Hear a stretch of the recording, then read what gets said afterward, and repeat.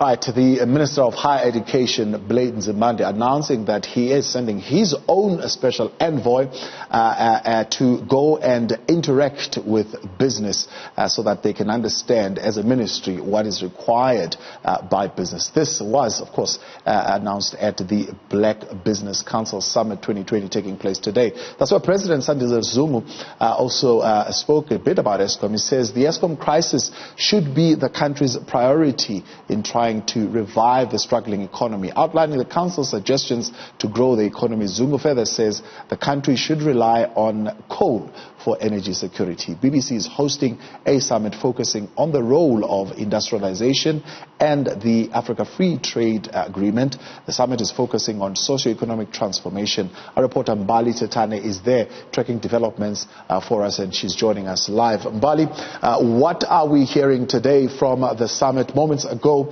also we saw the Minister of Higher Education addressing the gathering.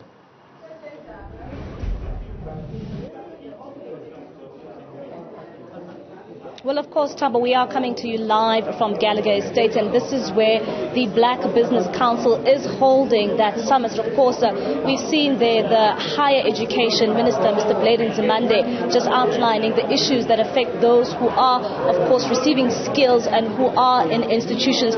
But just joining us now, Taba, because we don't have much time, we are joined by the Minister. Minister, we've heard you here in your speech just talk about the issues that face those in higher education, and something that you particularly focused on is that from people who in the ages of 15 to 24, how important and crucial is that age? Very important age group, 15 to 24, and it's an important period for any young person because that's usually the transition from school and for opportunities to go into the workplace.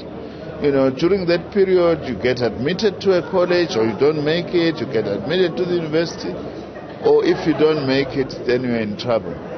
That is why government is putting so much effort in supporting young people from poor and working class families to access post-school education, whether it's university or it's TVET college education.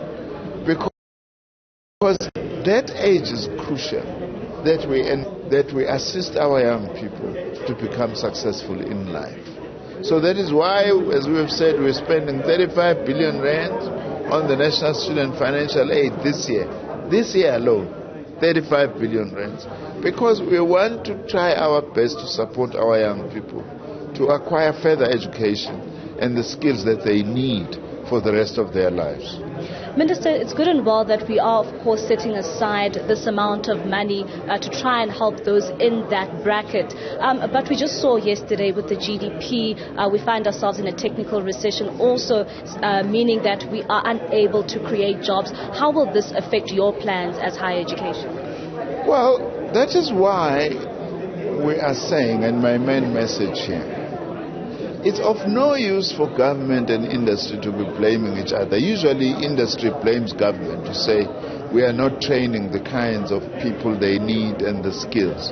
Government alone will not be able to do it. Successful countries that are able to supply professional skills, there is a partnership between government, industry and the trade unions to actually work together to ensure, for instance, that if I go to a TVET colleges, I will get work placement so that I am able to actually acquire experience which improves prospects for being work ready and for some to even actually start their own enterprises or business initiatives. And what plans, Minister, I hear you talk about TVET colleges to, of course, also transform our curriculums in the TVET colleges and as well as universities to actually aid into bettering the economy? We don't only have plans, there are things that we are implementing. For instance, we have a program of developing centers of specialization within our college sector to actually strengthen the offerings and training in certain trades and occupations, whether it's electricians, whether it's welders, boiler makers and plumbers, and also are working with parts of industry to make sure that where we have centers of specialization, we provide top-class training and we produce top-class graduates who will become future artisans or will work in other occupations. That is part of our investment into that, over and above the National Student Financial Aid Scheme, which of course 10 years ago we also expanded it to TVET colleges. But in addition to that, as part of making TVET colleges to be up to the task of training young people, we're also going to be supporting innovation and incentivizing innovation in TVET colleges. You know, some of the world's innovations did not come from university qualified people, much as we need university graduates, but came from artisans, you know, people who were doing hard work in the area of the kinds of mid-level skills. That is why we would also like to support innovation on that score as part of strengthening the TVET colleges. But for me, the bottom line is, unless we are able to partner together with industry, we are not going to produce the skills we need. Minister, summits of this magnitude are usually criticized, and some people say that it is a talk shop where we just hear people discussing the problems, but we don't really seek the solutions. How important is it as government to play your role into participating in this summit? It is very important to say that, as I was saying at the meeting, I'm not interested in talk shops. I came to this meeting because I believe that the Black Business Council has an important role to play. I, for one, have appointed a person who is going to act as a facilitator of linkages between my ministry and industry. Because I believe that unless we elevate and focus on this partnership for training, we are actually not going to see it. And there are also concrete things that we are doing as government, around which we have invited the BBC. The Fourth Industrial Revolution Center of the World Economic Forum that we are establishing.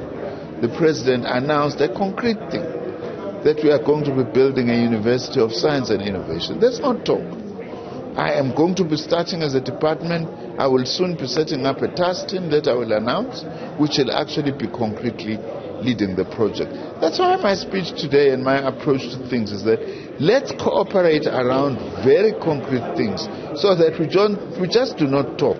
As I've said here, let's do this practically. Let industry support and adopt in our TVET colleges. And also I've said, I'm inviting members of the Black Business Council, I'm already doing it, to sit on the governance structures of our universities and TVET colleges so that they are able to bring ideas on how we can improve and make those institutions to function better. Time for talking is long over. We are in a difficult situation now where our economy has just entered into a recession. Unless we focus on practical actions on things that needs to be done, we are not going to be able to turn our economy around. Thank you very much, Minister. That, of course, is the Minister of Higher Education and Science and Technology there, just talking about the issues that were discussed here inside the main plenary hall around the issues of unemployment, and specifically looking around universities and TVET colleges, saying that they must play their part, and of course seeing that 35 billion rand, which has been plowed into that sector from 15 years of age to around 24 years, saying that it is a crucial time, and if you don't make it, then your life will lead to poverty. Thabo, it's back to you in studio.